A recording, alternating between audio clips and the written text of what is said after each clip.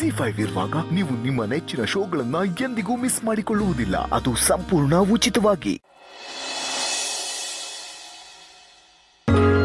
ನೋಡಮ್ಮೆ, ಆ ಚಿನ್ನದ ಅಂಗಡಿಯವ್ರನ್ನ ಮನೆಗೆ ಬರಕ್ಕೆ ಹೇಳಿದ್ವಿ. ನಿಮ್ಗೆ ಏನೇನು ಬೇಕೋ ನೋಡಿ ಎಲ್ಲ ಸರಿಯಾಗಿ ತಗೊಂಡು ಆಗಿರಿ.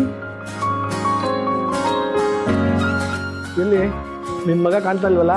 ಅವನೆಲ್ಲವನಪ್ಪಯ್ಯ, ದೇವಸ್ಥಾನಕ್ಕೆ ಹೋಗವನೆ. ಎಲ್ಲ ಇವನ ಬಗ್ಗೆ ಈಗ ಈ ನಡುವೆ 3 ಹೊತ್ತು ದೇವಸ್ಥಾನ ಅಂತ ಹೋಯ್ತಾ ಇರ್ತಾನಲ್ಲ. ಲೇ ಮರುಗೌಡ, ಅವ್ನಿಗೆ ಮಾಡಕ್ಕೆ ಬೇರೆ ಯಾರು ಕ್ಯಾಮೆ ಇಲ್ವಲ್ಲ? ಮಾವ, ಇದು ದಿನ ದೇವಸ್ಥಾನಕ್ಕೆ ಹೋಗ್ತಾರಲ್ವಾ? ಹೌದಾ?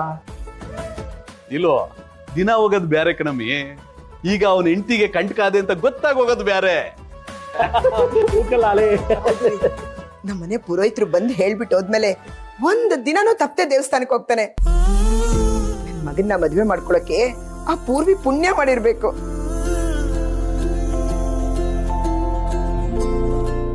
ಹೌದೌದು, ಇವನ್ನ ಮದ್ವೆ ಆಗೋಳು ಪುಣ್ಯನೇ ಮಾಡಿದಾಳೆ ಅತ್ತೆ. ಆದ್ರೆ ಪಾಪ ನಮ್ ಸಿದ್ದುನೇ ಪಾಪ ಮಾಡಿರೋದು ಅನ್ಸುತ್ತೆ.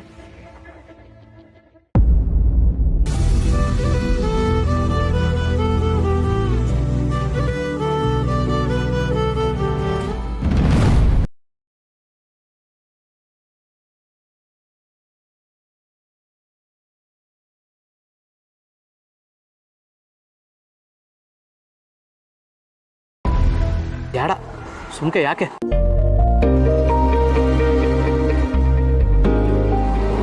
ಅಯ್ಯೋ, ಹುಷಾರು ಕಣವಾ.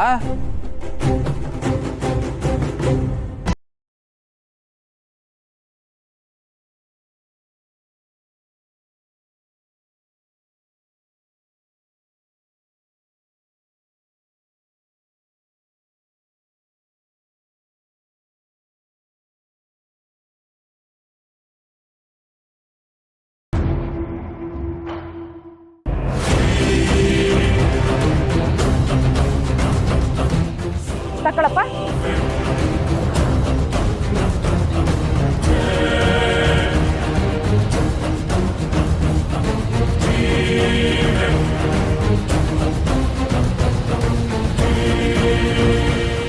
ಏನಪ್ಪ ನಂತವ ಚಿಲ್ರೆ ಇಲ್ಲ ಮಗ.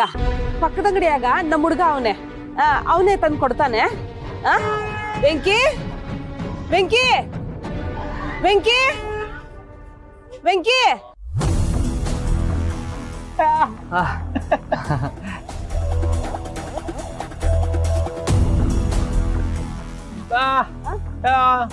ವೆಂಕಿ, ಈ ಹೂವಿಂದು 1 ಮೊಳದ್ದು ದುಡ್ಡಿಟ್ಕೊಂಡು ಚಿಲ್ರೆ ಕೊಡಪ್ಪ ಅವ್ರಿಗೆ.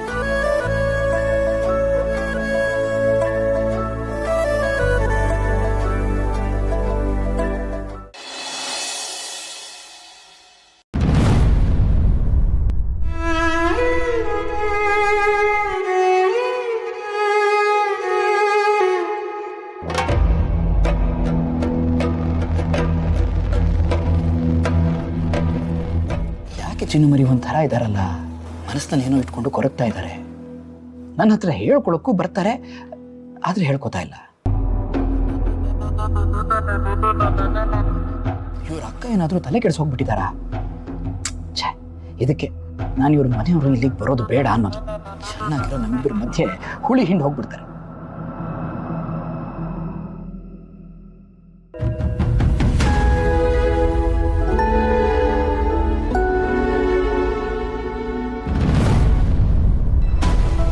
ಮರಿ, ಇಲ್ಲಿ ನೋಡಿ, ಹಾಲು ಉಕ್ಕ ಹೋಗ್ತಾ ಇದೆ.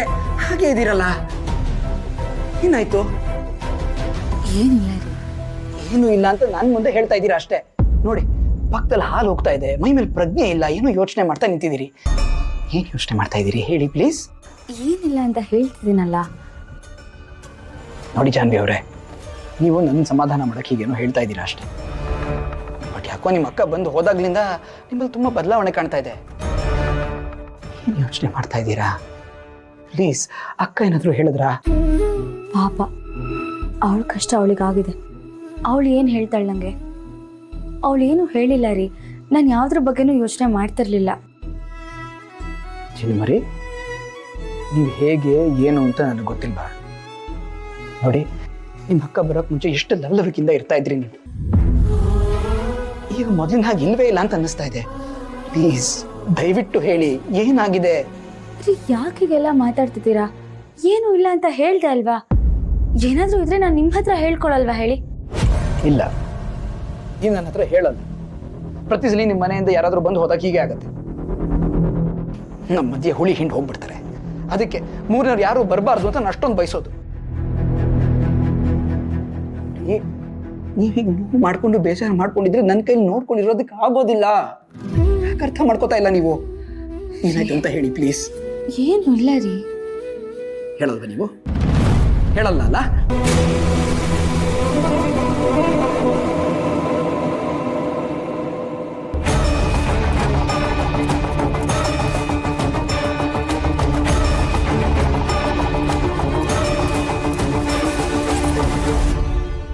ಏನ್ರಿ ಮಾಡ್ತಿದ್ದೀರಾ? ಎಷ್ಟು ಕೈ ಏನ್ರಿ ಇದು? ಅಯ್ಯೋ ರಾಮ, ಯಾಕೆ ಹೀಗೆಲ್ಲ ಮಾಡ್ಕೊಂಡ್ರಿ? ಬನ್ನಿ ಬನ್ನಿ, ನೀವು ಹೇಳ್ತೀನಿ.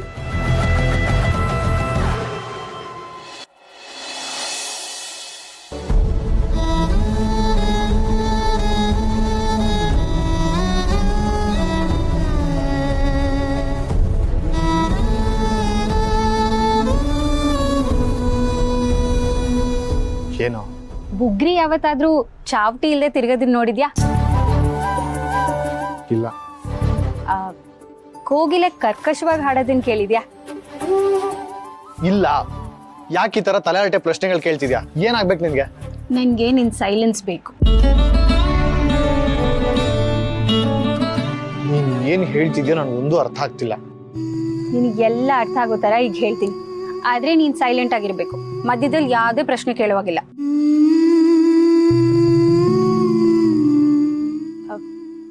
ಈ ವಿಷಯನ ನಿನ್ನ ಹತ್ರ ತುಂಬಾ ದಿನಗಳಿಂದ ಹೇಳ್ಬೇಕು ಅಂತ ಅನ್ಕೊಂಡಿದ್ದೆ. ಆದ್ರೆ ನೀನ್ ನನ್ನ ಕಣ್ಮುಂದೆ ಬಂದು ನಿಂತಾಗ ನನಗೆ ಮಾತೇ ಬರ್ದಿರೋಳ್ ತರ ಆಗ್ಬಿಡ್ತಿದ್ದೆ. ಪ್ರತಿ ಹೆಣ್ಣಿನ ಮೌನಕ್ಕೆ ಸಾವಿರಾರು ಅರ್ಥಗಳಿದೆ ಅಂತ ಕವಿಗಳು ಹೇಳ್ತಾರೆ. ಆದ್ರೆ ನನ್ನ ಮೌನಕ್ಕಿದ್ದಿದ್ದ ಅರ್ಥ ಒಂದೇ. ನೀನ್ ಏನ್ ಹೇಳ್ಬೇಕು? ವಿಶ್ವ, ನನ್ನ ಮಾತು ಮುಗಿದ್ಮೇಲೆ ನೀನ್ ಏನಾದ್ರೂ ಹೇಳು ಕೇಳು. ಅಲ್ಲಿವರೆಗೂ ನೀನೇನು ಮಾತಾಡೋಂಗಿಲ್ಲ ಅಂತ ಮೊದಲೇ ಹೇಳಿದ್ದೆ ತಾನೆ.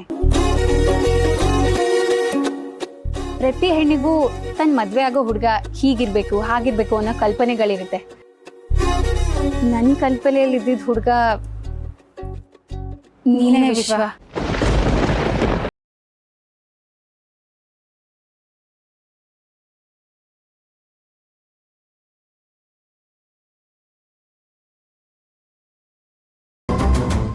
ZEE5 ಆಪ್ ಡೌನ್ಲೋಡ್ ಮಾಡಿ ಎಲ್ಲಾ ಸಂಚಿಕೆಗಳನ್ನು ಸಂಪೂರ್ಣ ಉಚಿತವಾಗಿ ನೋಡಿ.